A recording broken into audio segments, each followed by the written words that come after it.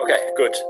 So welcome to this advanced seminar in Bayesian statistics and hierarchical Bayesian modeling for psychological science. My name is Lei. I'm the lecturer, and we are supposed to meet 1 week ago, but you know the situation. So far we have to do this all remotely, and this is both a chance for me and also for you to practice the advanced tools to do some modern teaching and modern learning.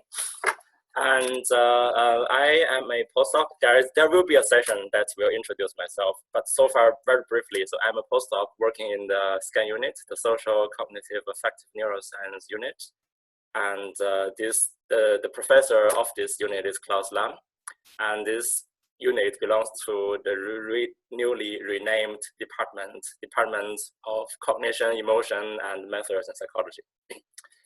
And if you see from, maybe you can see me. Okay, you can see my mouth, I guess. So there is my email address and my website. You can see my research. I will talk about a little bit. Okay, good. And then this one is my Twitter account. The very bottom left corner, it is an open science license. So here, this means basically I can put it online. This will be put online on GitHub. And this NC here, this NC means non-commercial use. But basically, it is a very interesting concept that if you want to share something, if you do not want to get troubles in the future, that someone steals your property, your intellectual property, and you could use this license to protect yourself, protect your future self. Laser, okay, this is better, I guess. Good. Nice. So before we start, so I'd like to introduce the goal of this course, and then we can see what your expectations are according to the questionnaire, and then let's see if we can get a agreement. So the goal of this course is, first of all, to learn some practical R programming, and then because there's a Bayesian, the word Bayesian in the title, we will have to do some Bayesian statistics. And to do Bayesian statistics, there is a modern tool, and the name of the tool is called STAN. So STAN is a statistical language, a statistical programming language, and we will use the programming language called STAN, and we build our models, and then we let the model to interact with R, and then we do the model inference. So this a little bit abstract, I guess, what I'm talking about, but you will see that later why or how that can make sense. So practical is not only the goal of the course, because if you know programming well, it's better that you know it, but you have to understand why you do it. And then to understand why you do it, you have to know a little bit theory behind it. So in this course, every time before I introduce how to program, how to implement a model or some kind of programming in the R or in the STAN language, I will also talk about the just enough theory so that you know why we are doing this.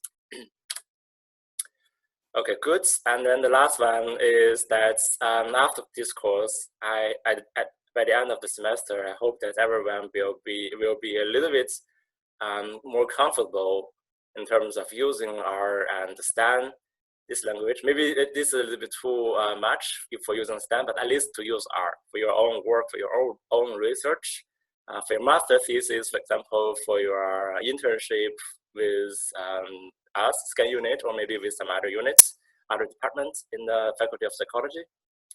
And we will also cover the very basic knowledge of GitHub. The very basic, I means I have to upload everything on GitHub. And then what you do is just basically to download, okay? This is the very basic. But I think at least if you haven't used GitHub before, downloading something from GitHub is already outside the comfort zone, in my opinion. So this will be a good start, I guess. So if you are interested in GitHub, there are resources online. I can also share you the paper to better use GitHub. So speaking of GitHub, the paper, the paper I have in mind is that last year, there's a guy, and he is a psychologist by training. So he wrote kind of a tutorial paper about how to better use GitHub for psychological science, psychological students. Good. So far, so good. I see there are some chats. Okay, good. Let me get the chats. Yeah, just ready. Okay, so if you have any questions, just use the chat box and then I can try to answer that. Okay. So far, anything? So good. Okay. You don't have to tap. If nobody taps in 5 seconds, I will just continue. Okay. In 5, 4, 3, 2, 1. Okay. Good. I will continue. This one not necessary. Yes. Yeah. Good.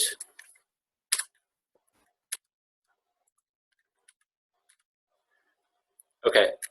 So now that is actually a time for you to type a little bit things. So, if I'm giving this lecture in the seminar room, for instance, I will basically ask you the question, right? So what comes to your mind when you're talking about statistics? But now let's try this chat box. So type in short phrases or short sentence or keywords. So what comes to your mind when talking about statistics? So we can use 1 minute. Yeah, p-value, yes. Data insights, mathematics, inference. Okay, good. And what else? Counterintuitive against our heuristics. Okay. Yeah, distributions, inference, modeling. Yes, very nice.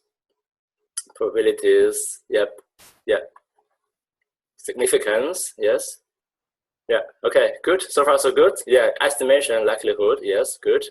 Yeah. I think. Yeah. Good. Thanks. Thanks a lot. Thanks a lot, everyone. Distribution. Yes. Okay. Good. So thanks a lot, everyone. This is a very good interaction. So I think everyone talks about that very correctly. So when we are doing statistics, we want to use some of the data drawn from. It is a sample, right? The data is a sample that is supposed to represent the knowledge of the population. We cannot test all the population. It's not very easy, not very straightforward. And what we do is that we draw samples from the population, and then we draw inference. And then to draw inference, we want to make some conclusions. And then the conclusion is based on some statistical tests. According to the data type, we will use different statistical tests. So for instance, a very simple example is basically just t-test, right? So if you want to compare two separate groups, independent, and then you make a t-test to see if there is a difference, and if so, is the difference significant by comparing the t-value and also the p-value against a threshold. So basically, we are trying to make inference by using the data and then use some statistical test. Okay, good, very good. And I have a next question. No, maybe not. Yeah, okay, that's it. Okay, that's very good. So we talk about the goal of the course, and then we talk about your first impression of what statistics mean to you.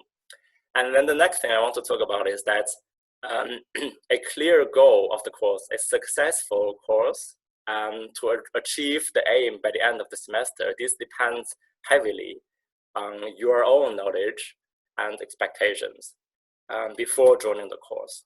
So that's the purpose that why I had this pre-course survey. I sent the survey to 16 plus 2 students. So because 16 registered, 2 haven't, but they are interested in. So I sent the link to 18 people, and I received 15. And this is a quite high return rate. It is about 80%. So many thanks very much. So we have already, before we even meet each other, and we actually have a lot of interactions already. This is a very good sign. I will now show you some of the results of the survey, and if you have some spontaneous feedback or questions, you are still more than welcome to ask at any time. Okay, good. So what I do now is I will show you the survey results. Not this one, but this one. No, also not this one.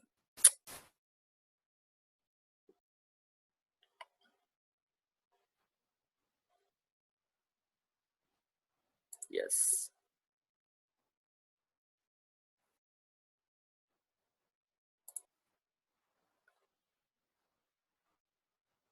responses. Good. You can all see me, I guess, but I can make it bigger. Yep. So the very first question is, how do you reach your knowledge about statistical tests? So I talked about a few types of statistical tests. So starting from very simple ones, one sample t-test to something like chi-square. So basically, everyone has already heard about it. So it doesn't matter if you know it or not. And here, for example, Pearson's correlation, when we know some people, they use it a lot. This is a very good sign. And yeah, even simple regression, some people have used it. This is also a very good sign. Basically, very good. We all have some more or less some knowledge about statistical tests according to the type and the kinds. The second question is, how do you rate your knowledge about the following probability distributions? So here I named a few. A normal distribution, everyone heard about that, and even have played around. So this is the orange bar. A uniform distribution, this is a simple uniform distribution, and beta distribution, binomial distribution, and binomial distribution. So it seems like there are some people, they have already quite some advanced knowledge. So here, see this orange bar, have played around this statistical distributions, probability distributions. This is also a very good sign. So next one is, what do you use when pre-processing the data? For cleaning, for formatting, for reshaping, for example. So mostly like 1/3 use Excel, and then this is SPSS, this is R, yes, good. And then also MATLAB and SPS, yes, JASP, even JASP, yes, very good. And Python as well, so very good. The next one is about what do you use when analyzing the data. So for example, do some summary statistics to check the mean, check the variance, and do some statistical tests. So here we have a draw, 1/3 SPSS and another 1/3 using R, and also here Python and something else like MATLAB and JASP. And then the next question is for plotting. So here there are more variability, but more R here, more people using R. And this is a good response, I think. So, well, whatever that suits the best, right? Good. So before I even started the course, I wrote on U account that R is a prerequisite to join this course. So it is indeed reflected by this question. So I have heard about R and R Studio, everyone does. And here I've opened R, yes, very good, everyone. And I've used R and R Studio for some statistics, nearly everyone. And here I've taken some R course, it's kind of half-half, 6 yes, and 9 haven't. And here, nobody had ever written an R package, but I kept this question there because you never know, right? There are some people, they are more advanced, and then they have written some R packages before. Good. The next question is about how do you know other programming languages? So MATLAB, not at all, not too much. Python, a lot. So there are people who are in this classroom, in this virtual classroom, and there are people who are more familiar with Python. This is a good sign. So if you know one programming language, it is not too effortful to transfer your knowledge from one Python to R. And Julia is a new language, so this is blue is not at all. Okay, this makes sense. And Stan is the one we'll talk about. So JAX is a kind of an older version of Stan. It is developed by another team. The purpose of JAX is also to do Bayesian MMC statistics. C++ and JavaScript, yes, good. Here, the next question is, how do you rate your skills about Excel and SPSS? I kept this question looks for me, it doesn't make too much sense, but I kept this question there. It is because most of the people in psychology, Excel and SPSS is the most often used software. So I just keep this question there. So basically the answer is yes, occasionally and used a lot. SPSS also used that occasionally and here a lot. Good. And then the later question is about reinforcement learning. So not too many people have heard about that. That's fine, because this will be the second half of the seminar. I will talk about the structure later. Okay, here, this is more interesting. So how to reach your knowledge about Bayesian statistics? At least most of you have heard about this, the red bar. So you have heard about all those concepts related to Bayesian statistics. And some of you have even some in-depth knowledge. This is very good. So this number 7, number 5, here 3, is 5, 6. Yeah, this is very good. So it seems to me that there are people in this classroom, in this virtual classroom, they're quite advanced. So this is good sign. So then that means we can actually have quite some quality interactions by doing this course alongside the semester. The next one is how to reach knowledge about parameter estimation. So I had a few listed: least squares, maximum likelihood, Bayesian parameter estimate, and hierarchical Bayesian estimation. We will talk mainly about Bayesian parameter estimates and the hierarchical model fitting. So it makes sense that most of you here, especially, most of you haven't yet heard about that, but we will talk about that here in this seminar. Good. So let me return to my slides. I will show you a few other survey results. So basically, when I was preparing or creating the survey, what I had in mind is to want to know what is your experience with, in general, statistics and programming and cognitive modeling. So that's how I divided the categories of the questions. So I ask you about what types of statistics, the tests, so the t-test, ANOVA, regression, and then ask you your knowledge about programming languages. So I asked you about R, I asked you what other programming languages you are also familiar with, Python, MATLAB, and I also asked you the knowledge about cognitive modeling, and in particular, and the knowledge about reinforcement learning. That's the focus of this the seminar. And then the next big part of the questionnaire from my side is that I would like to know your expectations, right? So how come you made your decision to join this seminar? And I listed a few, so from my side, before I even saw your responses. So one of the possible expectations is basically to gain some knowledge of Bayesian statistics in general. If cognitive modeling is not your thing, it's not your interest. And another is that perhaps you just want to be able to read the computational modeling section in papers. So nowadays, if you see papers from cognitive psychology, cognitive neuroscience, decision-making, learning, and memory, so many of them, they are using computational modeling, right? And if you look at that section in the paper, there are, most of the time, a lot of equations, basically. So let me just put this way, and then let's face it. So let's be straightforward. There's a lot of equations. This is not something, if we are studying in the department of psychology, so we get the training, we do not. So this is not something we usually quite familiar with. So for this course, I'm just trying to kind of push you to the limit, and then to read equations, and then the next step is to translate, to implement this equation into programming language, and then to see how to read and then run the model, okay? And another level of expectation is basically you would like to write your own model, okay, good? So these are the 3 examples I had in mind before I even saw your results. I thought those are some of the possible expectations from your side, from the students. And then let's see what you have. So the knowledge about statistics, even though I showed you some of the results, that there is also an open question, right? I asked you to read the text to describe your knowledge about statistics. So here I've created a word cloud, tag cloud. So most of you, I very appreciate this attitude.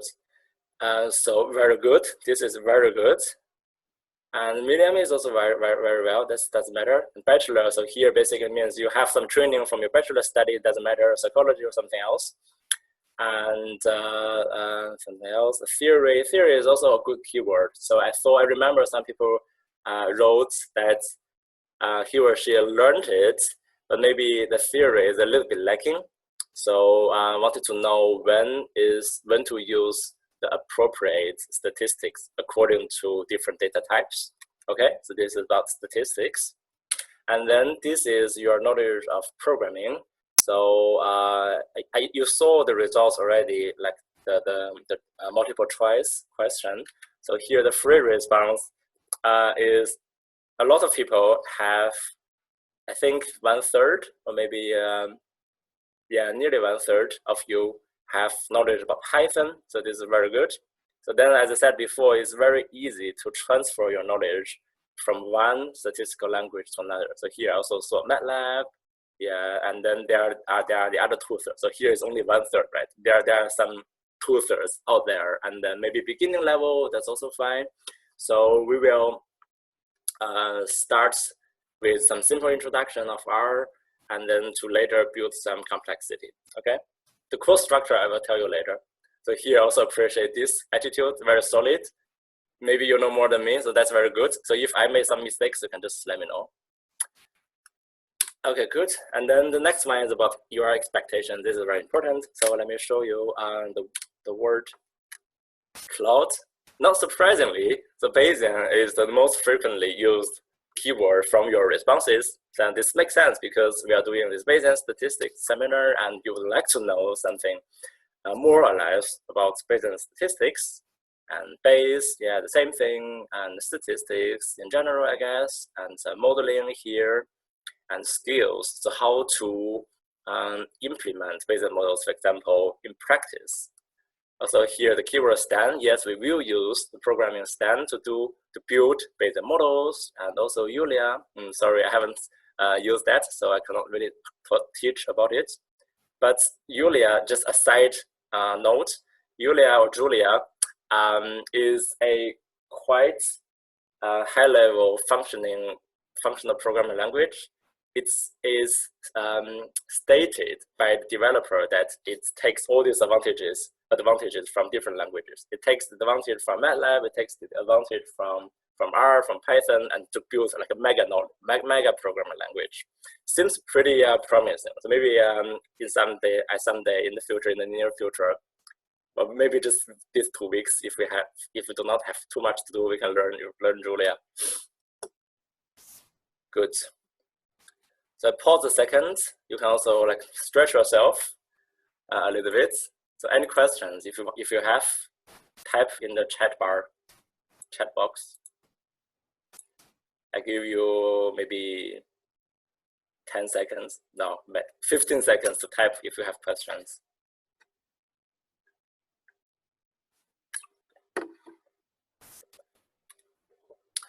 Is there a way to access the books online? I will talk about the book, okay?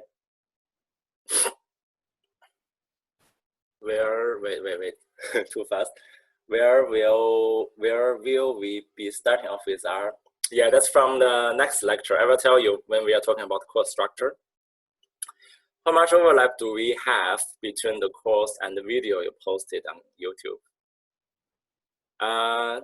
So that guy, you mean the rethinking video, right? The statistical rethinking, yes, okay. He is quite advanced, I think. So the entire course is about Bayesian statistics, and in general, he talks about more like statistical models. So for instance, like the Bernoulli model, like the linear regression, and also logical regression. And I think the overlap might be 30%. So he really introduces more in-depth knowledge about Bayesian statistics and modeling. So me, in the sense that I took the easier part for you to understand, and then later I translate that into cognitive domains. So because we do cognitive modeling, we are doing like psychological research. Yeah, I would just say 30%. Yeah, sure. And more questions?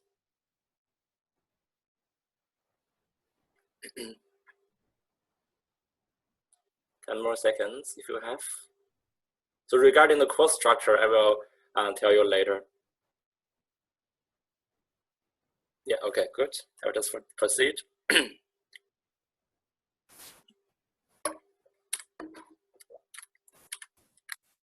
Yeah, so now, so this is the schedule of lecture. So today, this is the introduction and overview, and I will also tell you how you will get evaluation, so the course criteria. And next Friday, so here, it seems like most of you are okay with that we do a double session. So Friday, it is Friday, okay? It is Friday, starting from the same time, 9:45, and then we have 15 minutes break, and then we finish later. So starting from next week, and also, yeah, not next week because we combine. So these two, the two more lectures, 2 and 3, we will have a short and quick introduction to R. So I know that most of you are familiar with R, and basically from my side is to tell you what you have to know, and then to bring everyone at the same page.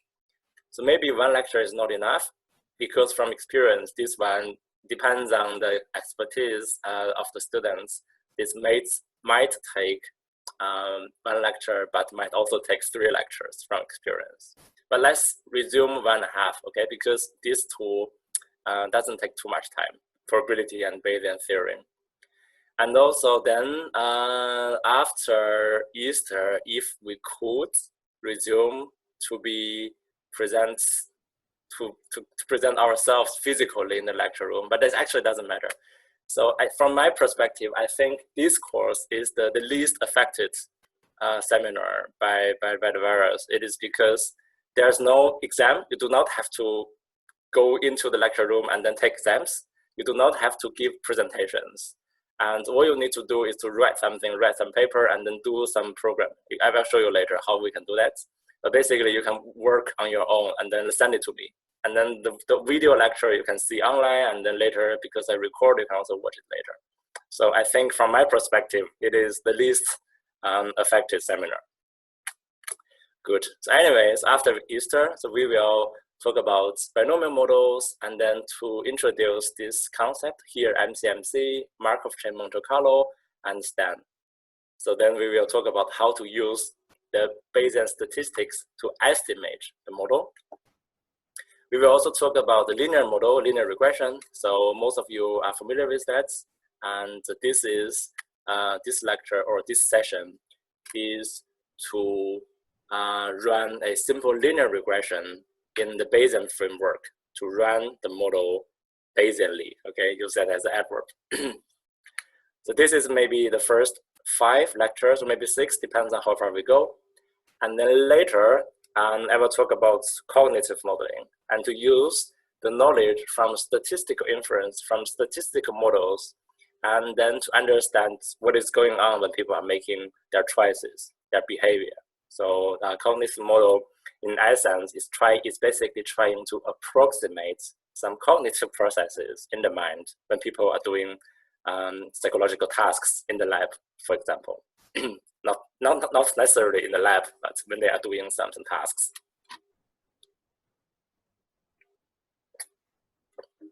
And reinforcement learning is the focus of this seminar. So I will use reinforcement learning as an example. As a question. Yeah, I'll tell you later. So I will use reinforcement learning model as the example, and then we proceed. So reinforcement learning model, according to the survey, not too many of you are familiar with even the concepts. So maybe we spend some time here, and also more to discuss more in depth here in lecture 7. And then we talk about hierarchical modeling. And also, this is not easy topic. We will have maybe 2 sessions about hierarchical modeling. And here, starting from lecture 4 until the rest, we will already use STAN, okay? We learn how to program in STAN. And as we know, nearly every programming language can be optimized. So when we are first learning that, what we write may be something slow, not so efficient, and there are ways to optimize the language. So here we have a session, kind of a special session, about how to optimize your STAN code so that it runs more efficiently. Here, lecture 11 is about PRL task. It means probabilistic reversal learning paradigm. So it is a reversal learning. So reversal learning basically means something you learned before you know. Okay, let's give one concrete example. So imagine there is a two alternative first choice task. So imagine that on the computer screen, there are two choice options. One is circle, one is square, okay? Just imagine there is a screen and then there are two stimuli, one is circle, the other one is square. And then if you make a choice, you will receive a feedback. So for example, if you choose circle, you will receive a reward. And then if you choose square, you will receive a punishment, okay? But this is not always the case in the sense that this is probabilistic. So meaning that if you choose circle, maybe 70% of the time you will receive a reward and 30% of the time you will receive punishment. On the other hand, if you choose square, 30% of the time you will receive a punishment and 30%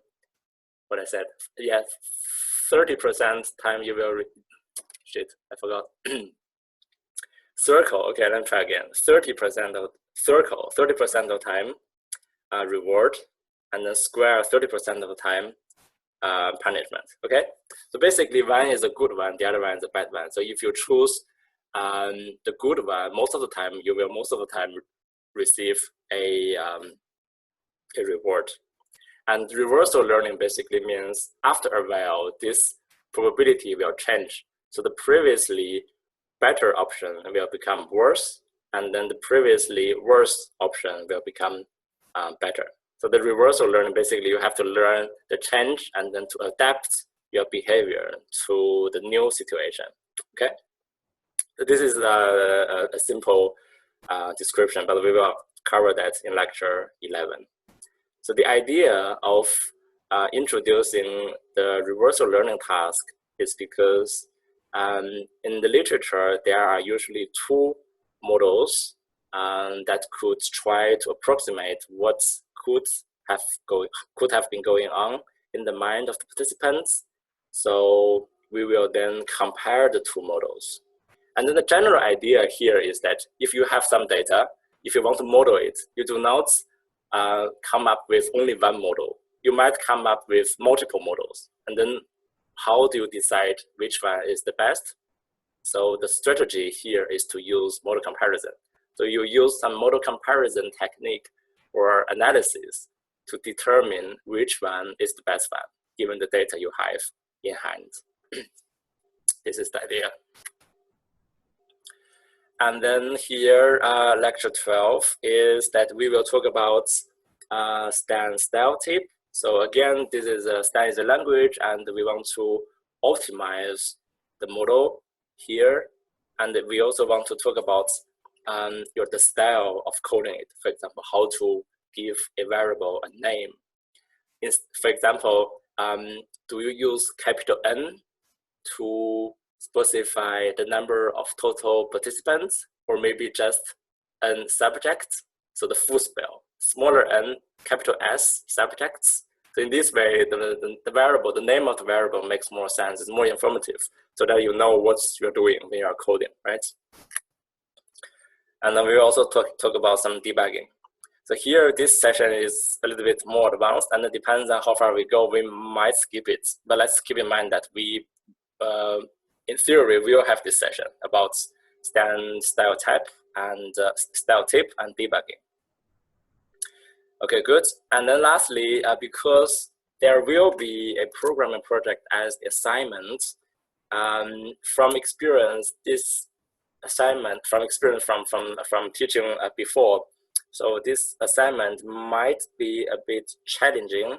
So what I have in mind is that instead of, if we do it physically, so instead of you do it at home, so here this entire lecture is dedicated to doing these programming projects in class.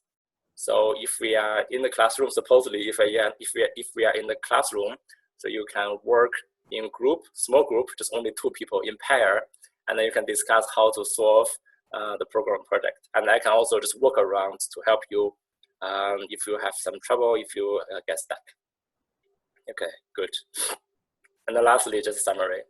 This one, let's see. So HPC means high performance computing cluster. So because running complex models could be time consuming and could also be resource consuming. Resource means your computing power, your laptop basically.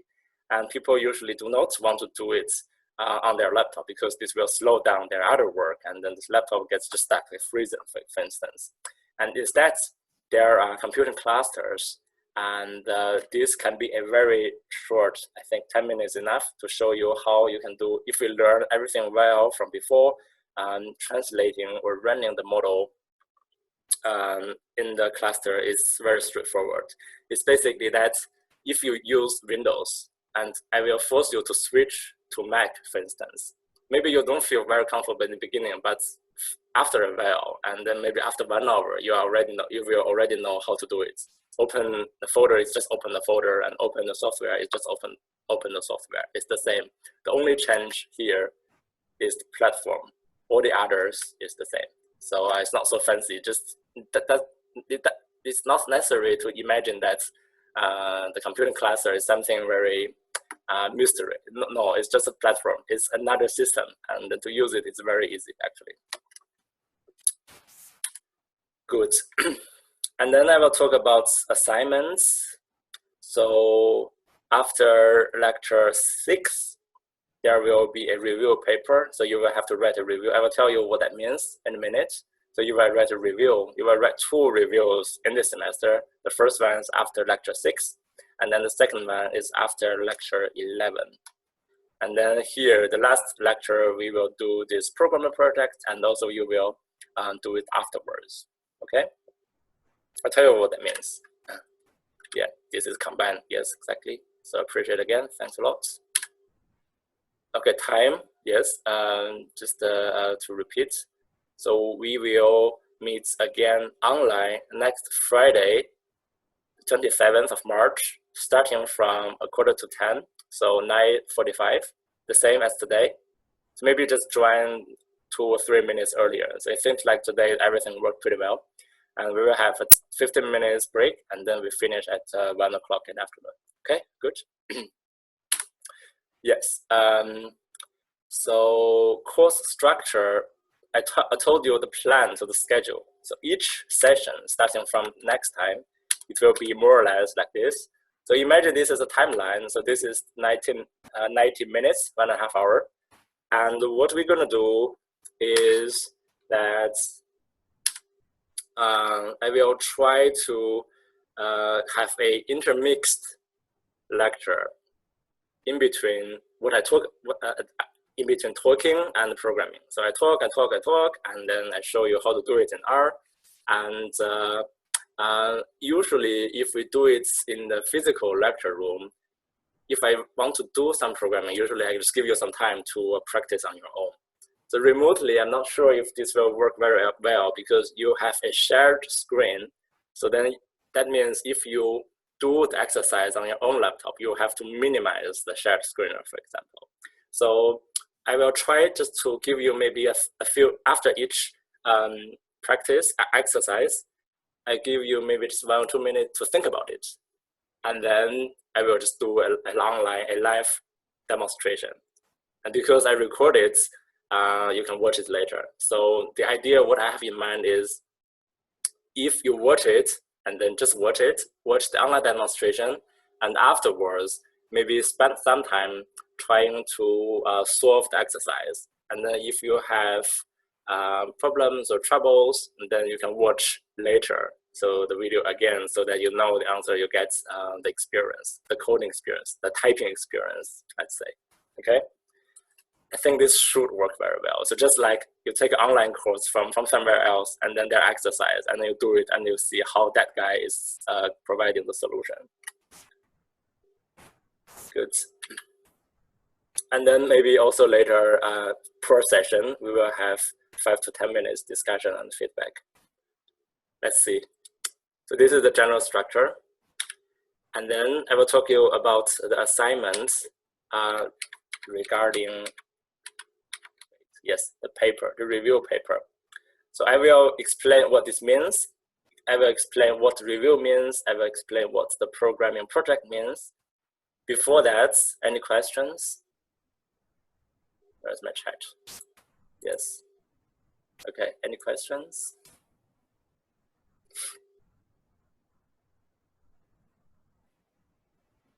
Good, no? Okay.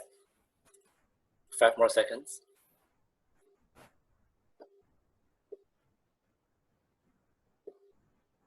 Okay, so everyone's happy? Good.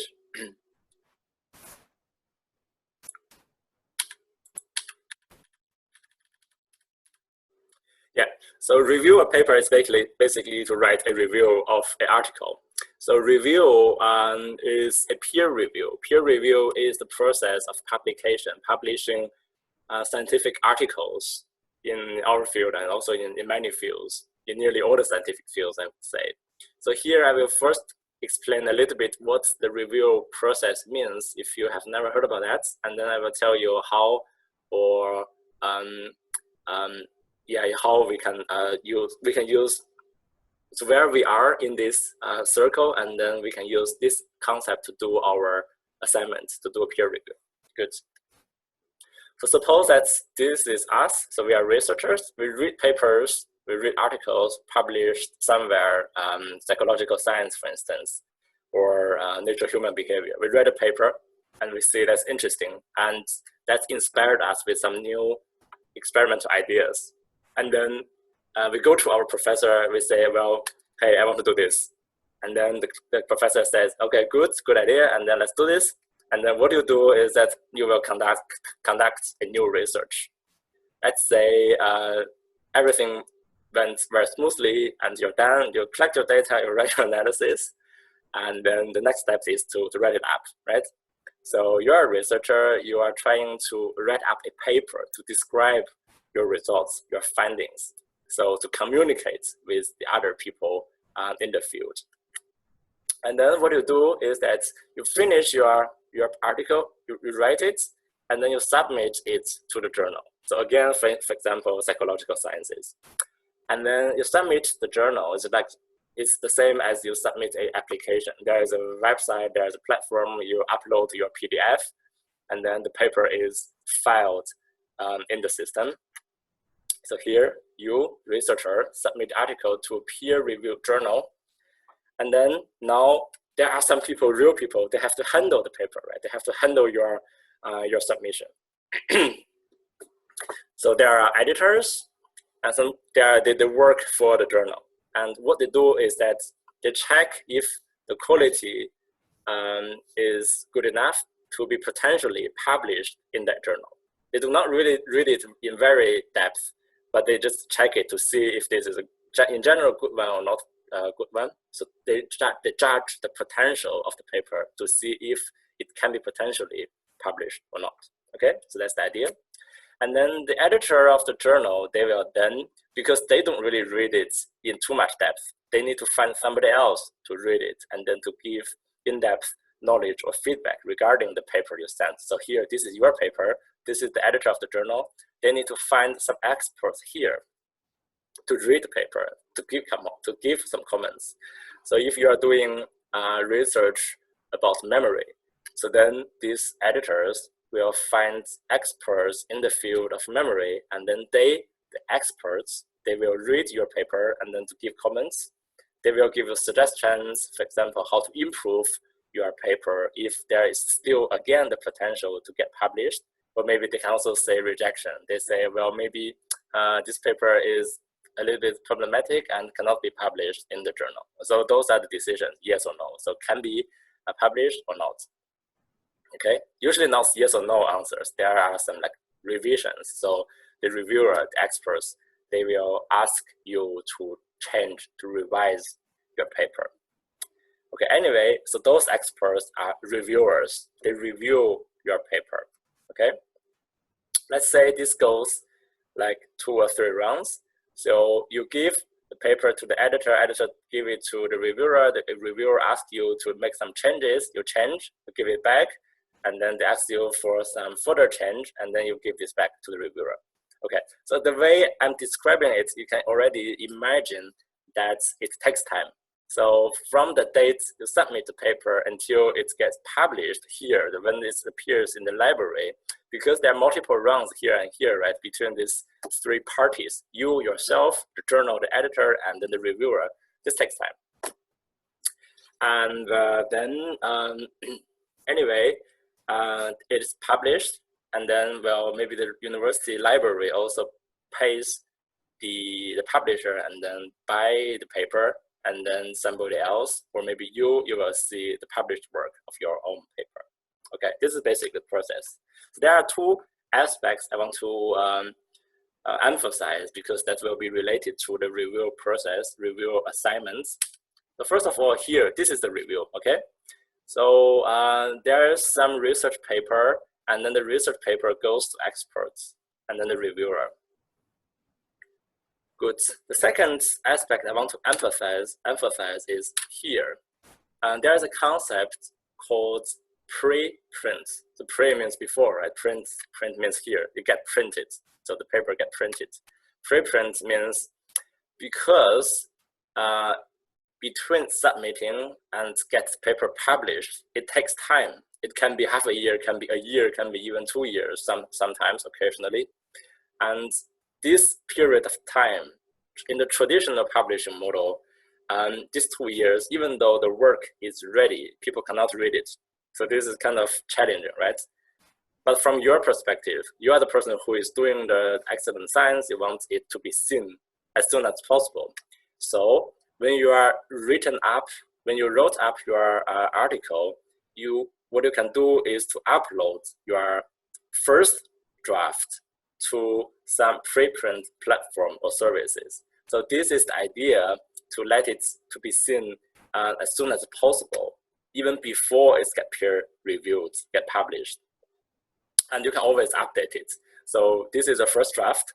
You send it to the reviewer. They say, make these changes. Okay, you made a change, and then you give it to them again, and you can also update what you have changed in your manuscript on the print service. You can always update it. So there's no drawback, in my opinion, to put it somewhere online. So you do not have to wait for half a year or 2 years until the paper is published. So this is good. So how this can be related to our assignments. So what I had in mind is that because preprint service, there are a lot of papers in the preprint servers, right?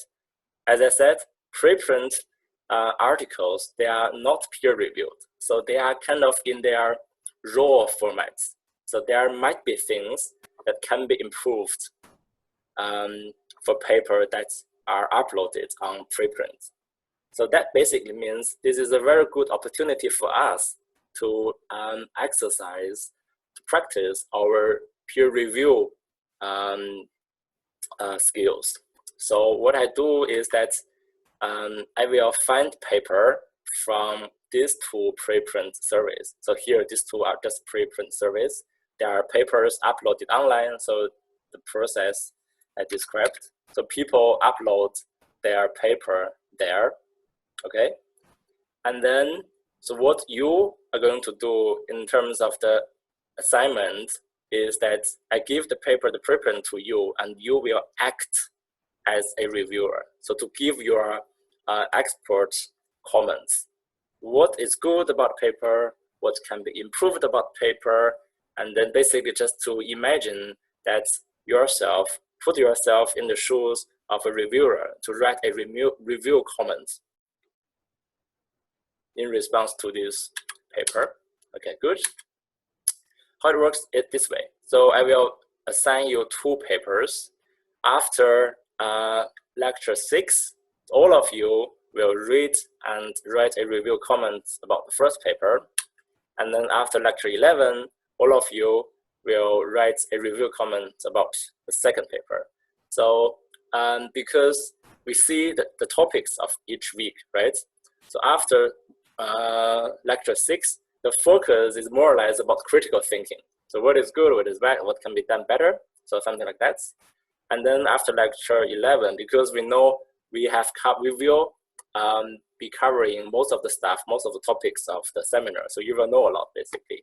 And then I would like you to focus a little bit more on the cognitive modeling part. So both of the papers, they're cognitive modeling papers.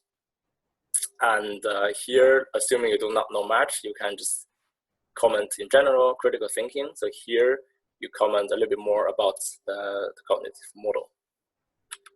Okay. You might have question regarding how to review a paper. So I prepared for you. So here is the process or procedure. So how to review a paper. So suppose that you are invited by a journal editor to review a paper. So recall the loop to recall the peer review process. So there are researchers, they submit their paper to the journal. The journal editor then contacts you. So you are the editor. No. So journal contacts you. So you are the expert in the field. So they will ask you to review the paper they just got received from some researcher, whoever that is. Okay, and then your procedure is, of course, you have to read it very carefully and critically. But in real world, the very first step is not to read it. In the real world, the very first step is to accept this invitation. So usually how it works is that they are the editors, they contact you. They say, hi, Dr. blah, blah, blah, or whatever, can you review this paper? There is a title, there is an abstract, that's it. And then you as a reviewer will read the abstract, will read the title to see if you are knowledgeable enough, for example, to comment, be able to comment, to give comments, give insightful or helpful comments on the paper. So then if you say yes, then the editor or the system will automatically send you the full PDF, the full version of the paper. And if you reject, of course you can reject, right? And then they will just find somebody else, okay? Good.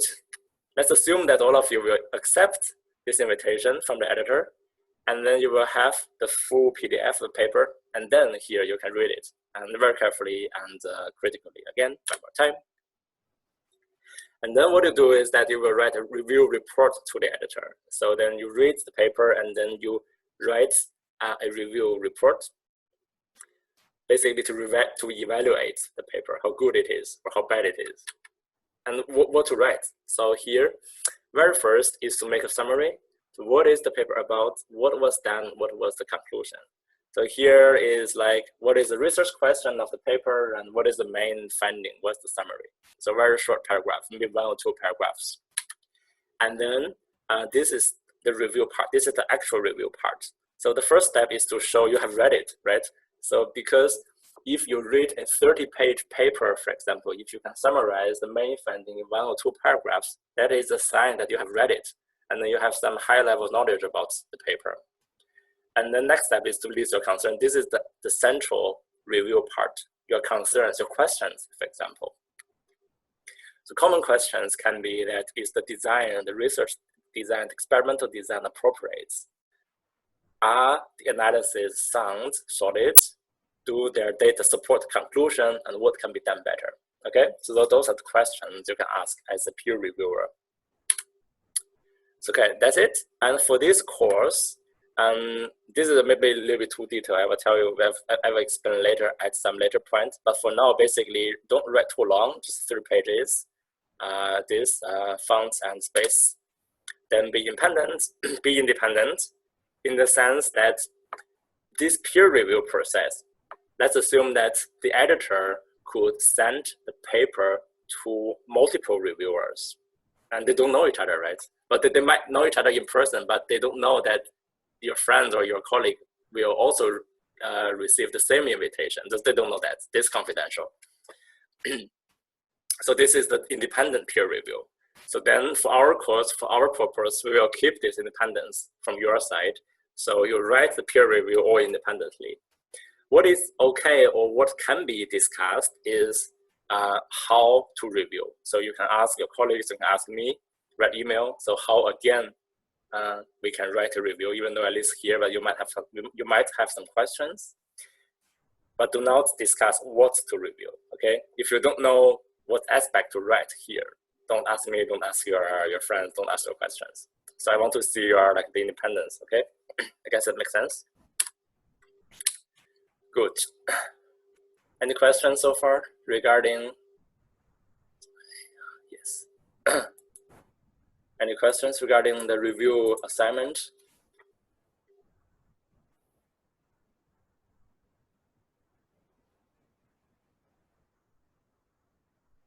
Everyone's okay?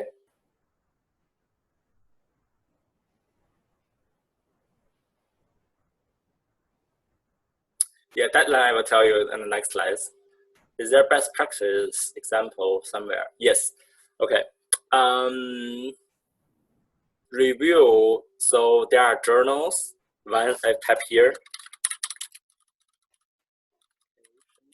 Is it right? Nature Communications, eLife. Those are journal names, Nature Communications and eLife. They are open access. What is even better is that whenever they publish a paper, they also publish the peer review. This is very good. This is a good place you can learn how to review a paper. Okay. So maybe I do not want to send you the same example. So what you can do is that you go to the journal, Nature Communications or eLife, use some keyword. For example, if you're interested in memory, and then you just type in the keyword to find a memory related paper, and then to see how the reviews are done. Nature Communication as well. So go to the journal and use some keyword, decision making, memory, emotion, for instance, fMRI, as examples to see in the broader our field how review comments are done. This is very good.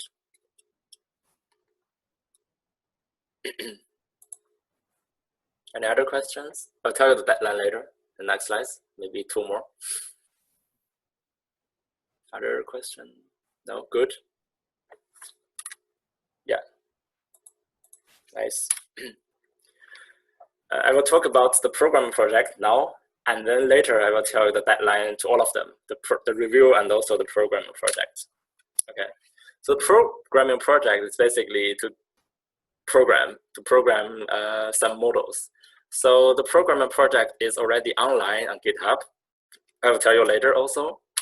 So it should be submitted before the end of the semester and use R and RStan, and will be a real world cognitive modeling problem. And this is also, again, some detail we can also talk about later. Basically, when you finish, send me the files, right? Makes sense. And how to name it is just how to name it. And here is important from your side.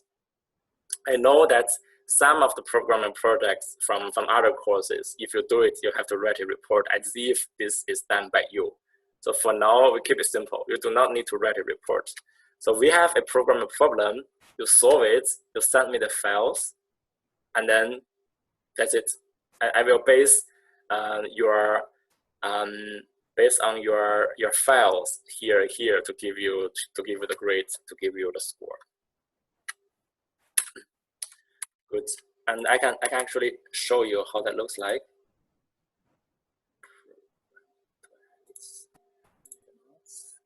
Yes.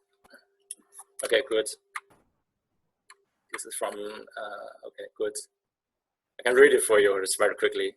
So the aim is to practice model development, model estimation, and model selection in real world situation. Good. Tools, the tools. Background, okay, here, read it for you. My colleague Lisa is currently working on a project about intertemporal decision making, delay discounting, let's say. So in this experiment, participants were instructed to choose from an immediate but small monetary reward and a large but delayed alternative. So here, see this example. So you have 2 options at each trial. You either can receive 10 euro now immediately, or you can receive a larger number of amounts, but in a delayed period. So this is like a delayed period. So those are the choices you have. So one is called small but soon option, the other is called large but late option. Okay, good. So that's the context now for now. You don't have to read for this. So basically the idea is that there is a delay discounting task, there are some data, and then there are some models you have to implement, and then you compare which is better, which is worse, and then give me the file, and then I will give you the report. I will give you the grade. Okay, this is the idea. The detail we can talk about that later. Not important for now. This is important. So I give you the grades, how to grade, how I will grade you. Regular participation is 30%. This is tricky. So I will count from the first physical session if that ever happens. So if we keep this way this entire semester, everyone will get 30%. Okay, so don't worry about regular participation. It's also because you can watch it later after the recording. So this is very easy, I think. Good. Review of paper 1. First deadline is the 10th of May. The second is the 14th of June. Okay. And then here, the final programming work is the 31st of July. So these 2 dates here and here, they are just, I think that's Sunday. I think I made this on purpose. So you can just use the weekend also to work on that, and then send it to me. The deadline is always like midnight, okay, Sunday evening. So if you by chance send it to me late, well, yeah, I can tell you here. So here, half a point will be deducted per day. So if you give it to me 1 day later, and then I will just reduce half a point from that. So to make sure it's fair to everyone, right? Because there are people they might hand in, they will hand in time. Good. But I guess all of you will hand in time. So the grades here in general, those are the proportions. So 30% for this. If we keep this way, everyone will get 30%. This is very good.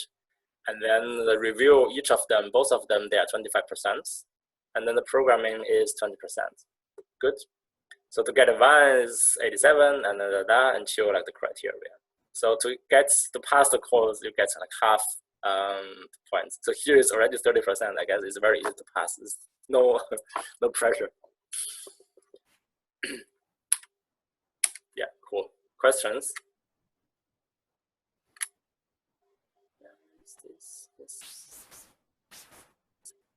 Yeah, any question? Good. 5 seconds if you have any question.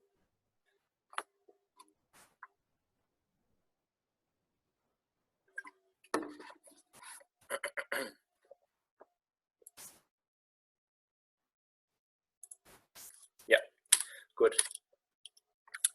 So let me just go back to the survey results because there are a few more.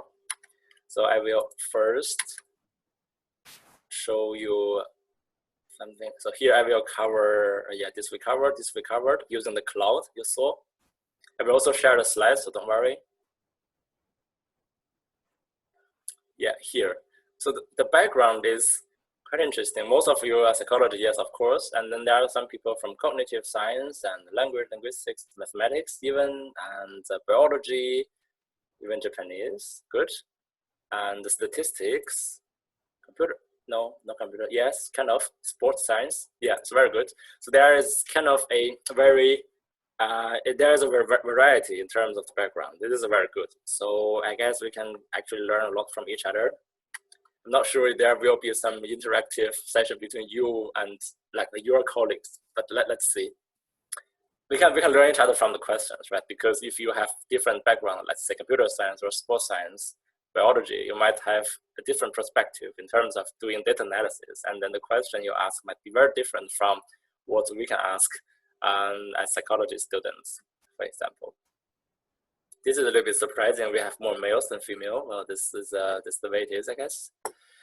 How did you hear about the course? By checking the catalog? Yes, good. And also hear from peers. Yep, good. There are a few more questions. I put it on the slides. So more questions about the course. So no, yes. Will there be documentation via Moodle course? So I send you an email. There will be no Moodle course for this one because I use GitHub, everything is there, and you have the slides, you have everything. So for sharing the video, I haven't yet decided. Maybe I will just share it also on YouTube. Step 1 to become famous. Good. Next one, any question regarding the structure? That's me. Okay. No, yeah, what do I research on? I will tell you. Any other questions? No, yeah, no. So beginner level for programming doesn't matter. So the sports science guy, yeah, appreciate you come. Yes, good. Let's see how far we can get. We're looking forward. Me too. I'm also very looking forward to that. Yes, very good. Yeah, okay, now it's a little bit about me in my research. So, but before that, I will tell you a little bit about my background. As I said already, my current position is a postdoc at the scan unit, led by Professor Klaus Lam. And then I got my PhD in cognitive neuroscience in Germany, in Hamburg. And I got my master in cognitive neuroscience also in Spain. And I did my bachelor in psychology in China. I'm from China originally. And if you need office hours, this is tricky. So we can do it online using Zoom. Okay. Yeah, good. So my own research. So you know that I use modeling a lot. That's why I'm giving the course, right? So what I have in mind is the overarching goal from my perspective is to uncover and to find out the neurocomputational mechanisms underlying social decision making, social interaction. So decision making basically in social context when more people, not only one but more, a group for example, are involved. So methods I use, behavioral testing, physiological environment haven't really used, but I use cognitive modeling a lot. I also do fMRI study. So the project I did in Hamburg for my PhD, I did a social reinforcement learning task using fMRI, using modeling, yes, of course. Previous project, yes, this is what I did. So some social decision-making task.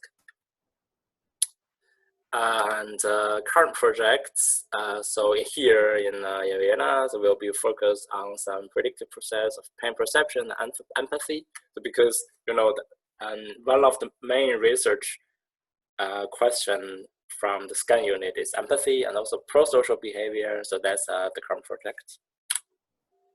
I have a website. If you're interested, you can just look. Maybe some of you already did. And then from my side, there will be some potential research assistant and intern master thesis opportunity. Let's see, not for now. Okay, when we again can be physically working around in the building, we talk about that. Good. Some further questions regarding the course I had is that, for example, what knowledge is expected as prerequisites? So as I said, some statistics, some programming. So statistics basically means some statistical test you have in mind, you have learned from before. Some programming, most of you know already, right? We show the survey results, so it is no problem, I guess. But I will start from the beginning. From next Friday, I will talk you a little bit about the R and to bring everyone on the same page. And then the pace maybe fast in the sense that after I bring everyone on the same page, and then, okay, everyone knows about R. And then later, the pace can be a little bit fast. There will be a jump. So be prepared for that. Because knowing R does not mean you know statistical inference or probability distribution. So here, there might be some jump. But just stick with me. The nice thing about this Zoom so far is that you can watch later. If you don't understand something, go to the video and then watch. So this is nice. So how many R skills, how much R skills do I need? Will we get taught? As far as I could. So as I said, the next lecture will be a short introduction to R. And then the entire semester, we will basically use R as a tool to solve for problems. And I will not specifically or explicitly to teach R. But then the way I solve problems, the code, the program, the script is online already, so you can see how we solve the problem. And every time when there's an exercise, I will also explain the script even though not typing from scratch, but just to explain what I wrote in the script. Okay, there is a difficult, interesting question. Is the course difficult? There are some questions from before, from previous semesters. So my response is basically, well, this varies a lot from person to person. So the background, like the backgrounds from this round, this semester, there are people from mathematics, from statistics. For them, maybe it's not too difficult. From experience, basically, but for some other people, if they are not, they do not have training, for example, in statistics, so this might be a little bit difficult. So the course can be a little bit demanding and can be sometimes overwhelming. But again, as I said, because we are doing this online and you can watch it later, and also there are some other materials you can follow so that you get equipped well regarding the analysis, regarding the programming, for instance. Good. So there is a tweet I quoted. So I guess when I'm introducing something new, and you might get confused, for example. This is not bad, right? And then this person says once that if you are confused, it is only because you're trying to understand it. So this is actually the statement from this guy, from the statistical rethinking, the video I shared to you. And then very interestingly or ironically is that he replied to this quote, and he said, well, I say this a lot, yes, but because I'm also confused quite often. So what I'm trying to say is that it is okay to be confused, because there are things you will, there are things you learn that will be very new to you, and it's okay to get confused. But it's only because you want to try to understand it. And here, if you get confused often, it's because you're constantly trying to understand it, and this is also a very good sign from my perspective.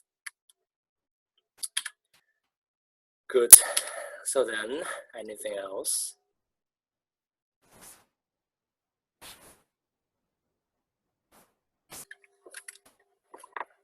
Any questions?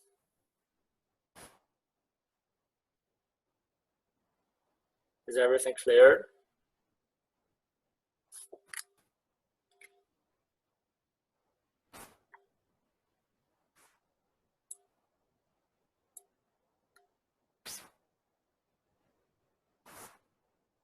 Yeah, how could we best prepare for the next class? Everything's clear so far, thanks. Thank you.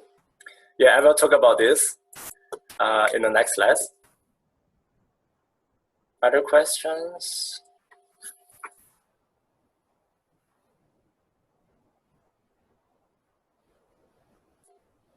Good. Okay, good. So far, so good. 5 more seconds. You have a chance to ask questions here in the chat.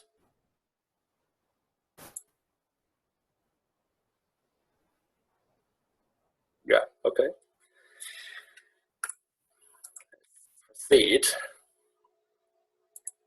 So from my perspective, how to get the most out of the course. So to recap, the lecture structure is like this. Maybe some kind of theory and the live demonstration from my side, and the exercise, maybe you can skip that if we do this online. So I will just give you a short pause, and then you can think about the exercise, and then we do it together. So I basically do it online, and then you can do it later afterwards. It's basically treating that as a homework, and then to do practice afterwards, okay? Discussion, we can just use the chat box. Let's see how that works. No, so far it works well from my side. So if supposedly if we were to do this course in the lecture room, I usually suggest people to work in pairs. So the programming project, the programming exercise, it might be easy for someone, it might be difficult for somebody else. And then the idea is that you can sit together, you can solve the problems together, you can talk to each other, and then you can also help each other. And then the ability to spot the error or the mistake of others is also very important. So then, if you can spot the error of the others, you can that also means you're able to understand what can be wrong, and then it's a very, I think from my perspective, this is another level of programming. You are not only able to see the problem or mistake from yourself, you can also be able to see the problem of the others. This is very important. Good, ask questions. Yeah, some later point we will talk about things that you have never heard about, and just feel free to ask. I would of course try to explain, but still feel free to ask questions. Try to exercise, yes, and then as I said again, so maybe if we are doing this way, you have to do it later after the course, and then check how we solve that in class by watching the video. So pair programming, just one short side note. So pair programming is a concept that is bought from industry, from IT, from software companies, for example. So usually they work this way. So Monday, in a week, Monday, they come to work and they will work on the same project, usually work in pairs, two programmers. On Monday morning, they get assignment, they work on that. But on Monday, maybe only person one is typing, is coding, and person two is watching. Watching is not passively watching, it's actively watching. And then they can share ideas, and then they can talk about how to solve it. But person one is always the person that types, that writes the script. And the next day, Tuesday, they swap. So person two is typing, is writing the script and coding, and person one is watching and give advice, and then they discuss.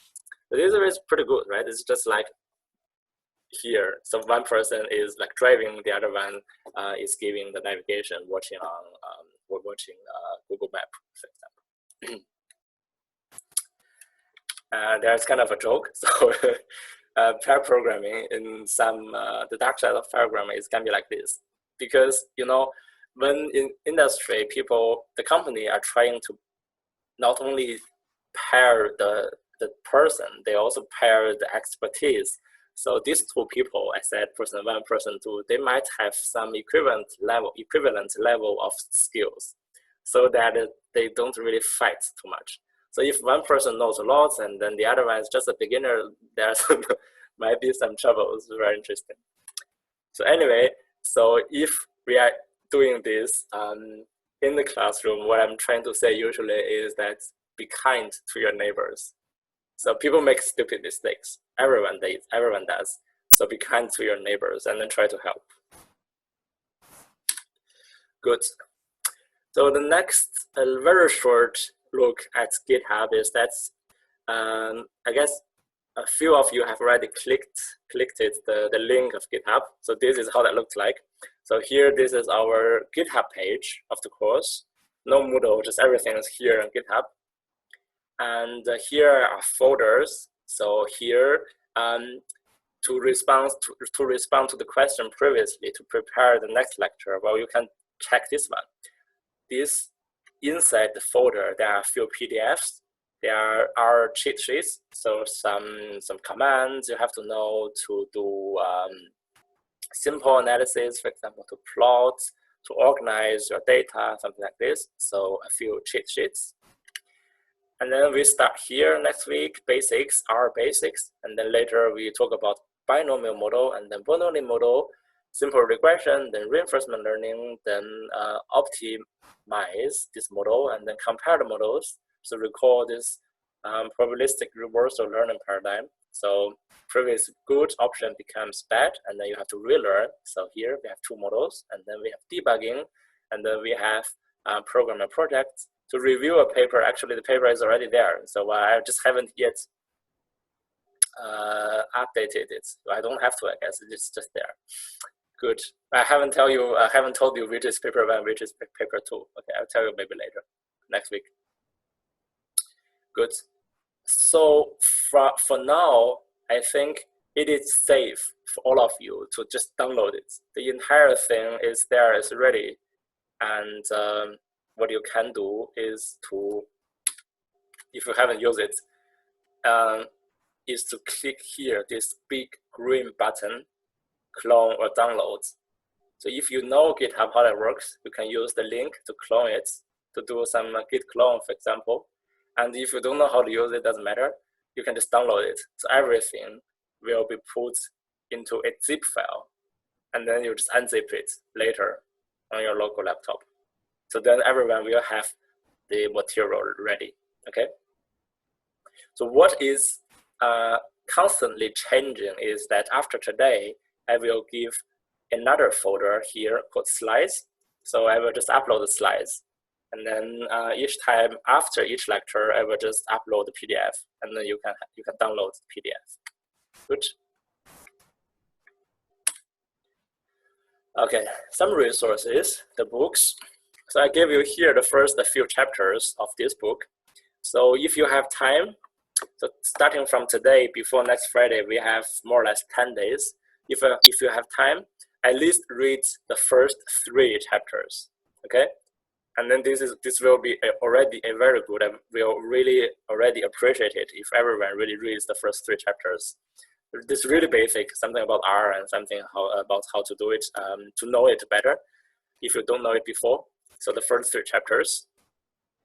And then this one, for some of you, if you are more advanced, and then there is a book called R for Data Science, and then this is a little bit more advanced. So here, then the third book is doing Bayesian data statistics. So it's a Bayesian book about using Bayesian to do some statistics, Bayesian t-tests, for example, Bayesian regression, Bayesian ANOVA, Bayesian da-da-da, Bayesian blah, blah, Bayesian a lot of things. So this is a recent book. So it's called Student Guides to Bayesian Statistics. I think this is so far my personal favorites for beginners. So it's very easy to read. It tells you some simple stories, gives examples to follow. Good. Here below these 4, they are a little bit difficult. So here, this book is the same as the guy I shared to you the video. So Richard, Statistical Rethinking, also very good, but might not be the first one to start. Okay. So if you finish this, maybe you can read this one. This one is quite challenging, honestly. So this is a very classic book, very important, Bayesian data analysis by Andrew Gell-Mann. So he is actually the core person of the STAN programming language. So you know how why this comes from. But this book is maybe not for you for now, but for later. Not even for later this semester, for later for your own research. Next year, perhaps, if you're interested in.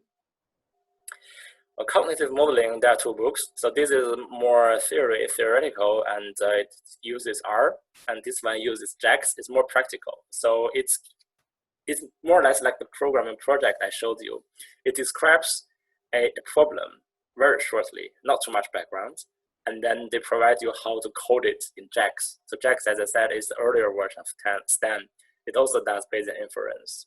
It's a little bit outdated, honestly. Okay, so then after this vertical bar, here are books, here are websites.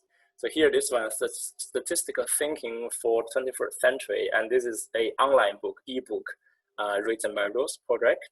So he's a professor in neuroimaging, and he does very important work, whatever, and he teaches statistics also to bachelor students at Stanford. So he's a professor there in Stanford University in the US. So here you can read a book. There's some online tool platform you can learn our programming skills. And just, so if you know SPSS, you know this is a interface-based software. So if you want to do a t-test, load in your data and click the button, and then you can do t-test in a frequentist way, okay? The JASP is, in essence, a Bayesian equivalent to that. So there's also interface. I saw some of you already know it. So you also give the data, load in the data, and then click the button, and then it will do a Bayesian t-test. So this is like a kind of a Bayesian equivalent to use interface, GUI, GUI to do statistical inference. This is quite a lot of resource. So let me just be straightforward. Let's face it, we don't have the time to read everything. So I give you my personal recommendation. You can of course use others, but my personal recommendation is if you want to start with a book, start with this one, okay? If you want to learn R, and also in general statistics, use this, because this is entirely free. You just click the link and then everything is there. It's also very well structured. So let's see.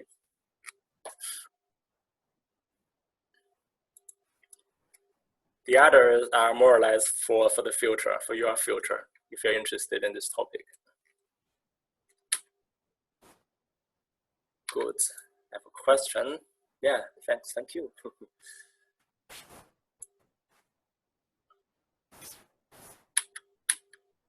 So then, actually, this is the end of today's lecture, but I would like to say now, welcome to the Baseland. So very quick about the course. I know I have already talked about that when I was talking about the general schedule, but there are still a lot of other questions I haven't answered because I saw the response. Some people are interested in the Bayesian brain hypothesis. It assumes that the brain works in the Bayesian update way. It is interesting. It is an interesting theory, but we do not talk about that in this lecture. And we do not also talk about the direct comparison in between Bayesian statistics and frequentist statistics. What we will talk about instead is that Bayesian statistics offers a good tool to analyze cognitive process. So we can use that to construct cognitive models, and then we estimate the parameters, the posterior distributions given the data. And then because we do not have one model, right? As I said, we have the data, we do not have one model, we can come up with multiple. We have model 1, model 2, and we compare the models, and then to determine which is the best one given the data. And then if we have some other measurement modalities, for example, if we measure also the eye movements, if we measure the brain currency, the brain response, EEG, and also the bolt signal from the fMRI machine, the imaging, we can use the model to perform model-based analysis. If you read the literature, there are model-based fMRI, there are model-based EEG, even model-based eye movements. So they are very interesting to help us to better understand the cognitive process, how the brain works. Good. Right on time. So any questions?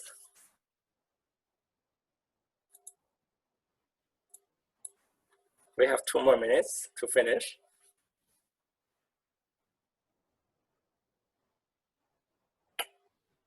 Anything unclear? What do you want? Just comments. Yeah, okay. Thanks for sharing. So there's a link about Bayesian statistics from MIT.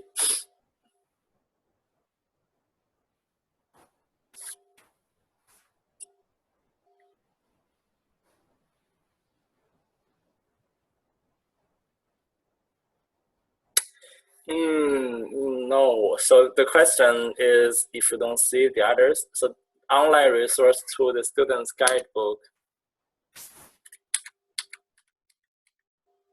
Yeah, this one.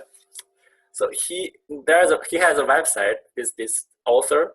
So in the book there are chapters. There are also questions, problems you have to solve, exercise. So he posted the solutions of the exercise online, but not the book. So no. But he also posted some videos I could imagine on YouTube. So it's also maybe interesting to watch.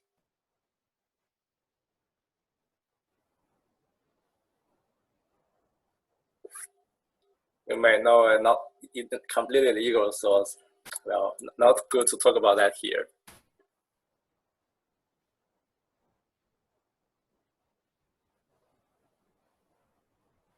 Yeah, but I know there are places you can download it. Good.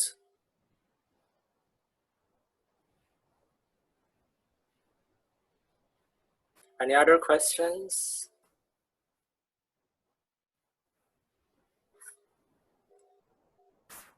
Okay, so let me just repeat myself. So what you can do in preparation for the next time, Friday, okay, again, 9:45, 2-unit session. We will be spending time for 3 hours. We have 15 minutes for break. So in preparation for that, read his book, the first 3 chapters. You have the PDF already. And then if you have the time, if you are interested, go to this website. Just maybe shortly to see how that looks like. And then depends on your own interest. you can see which part you want to read. This is really updated. This is the day before, no, Monday, right? 15th. Yeah. No, Sunday. Yeah, it's really updated.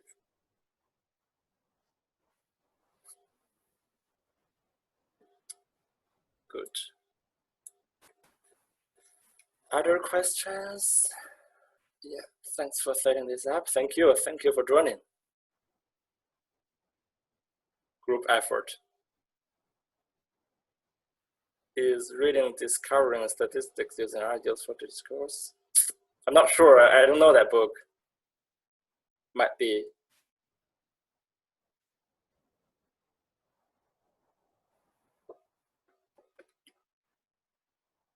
So my thinking is that all these books, like the introductory level books, as long as you stick with one and then you read it, you do the exercise, you will retrieve the same thing, more or less the same level, right?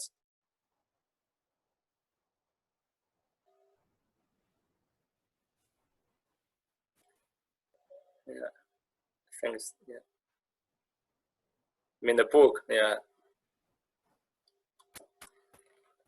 So if you want to learn some more modern R, so maybe you have heard about tidyverse. We don't talk about that here in this seminar, but if you have heard about tidyverse, if you're interested in tidyverse, for example, this is a like collection of packages to do data formatting and analysis more easily. So if you're interested in that, then here, this book, this R for data science. This is, I think, more recent, maybe 2007, maybe, I'm not really sure. But because tidyverse is also new, right? So this book can't be too old. This book is about tidyverse, basically. Yeah, and also R Markdown, and I think they also do it there. In this seminar, we don't do it. It's more like classic traditional base R to learn the base of the R language. But I think if you know the base of R, the basic, it's really easy to translate that into like tidyverse or R Markdown, for example. There's only like syntax. It's like learning language.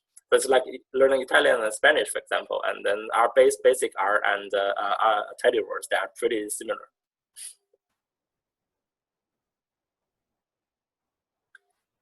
Good. Any other questions? Can you give maybe any resource for the topic of Bayesian brain? Bayesian the brain. Well, this is difficult. So I can type it here. So you can search it on Google. Use the keyword predictive coding, okay, or free energy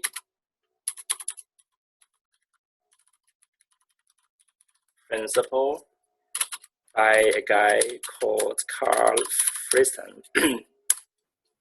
So he is a really influential neuroscience, and this kind of Bayesian brain hypothesis is mainly coming from him. And there are quite a few video interviews online available on YouTube. So you can first watch maybe the videos about this topic. And then if you're interested, you can read the papers also from Carl Friston. So typo Friston. Yeah. Yeah, this is the correct one, Carl Friston.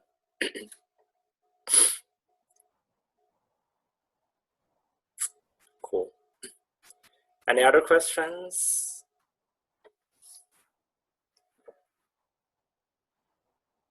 So if not, I assume not at this moment. So again, welcome to the Baselands. And